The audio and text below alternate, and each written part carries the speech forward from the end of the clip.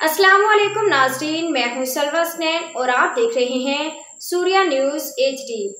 आइए नजर डालते हैं आज की अहम खबरों पर। जैकबाबाद आलमी एस्टेब्लिशमेंट के मुदाखलत तक पाकिस्तान खुशहाल और पुरअमन नहीं हो सकता। 26 आईनी तरमीम सूद के खात्मे मदारिस के रजिस्ट्रेशन और वफाकी शरई अदालत के हवाले से पार्लियामेंट से मंजूरी पर 25 अक्टूबर को यौम तशक्कुर मनाया जाएगा। बदअमनी के खिलाफ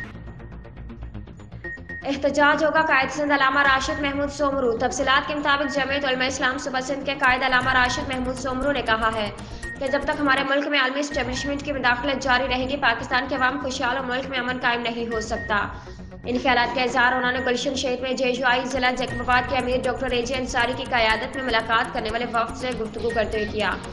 इस मौका पर जनूबी अफ्रीका के स्कॉलर मौलाना अब्दुल्ला अमीजी, अल्लामा नासिर महमूद सोमरू, सवाई रहनुमा मौलाना मोहम्मद सालेह अंदड़, मौलाना मोहम्मद रमजान फूलपोटो, काजी हबीबुल्लाह, मौलाना सलीम बरोही, मौलाना अब्दुल जब्बार, मुफ्ती अब्दुल शकूर खोसी, अब्दुल कादिर चन्ना, मौलाना ताज मोहम्मद भट्टी, असदुल्लाह हैदरी, खलील अहमद डोल, कारी रिजवानुल्लाह चाचो और दिगर भी मौजूद थे। आज के लिए इतना ही। मजीद खबरों और अपडेट्स के लिए देखते रहिए सूर्या न्यूज़ HD।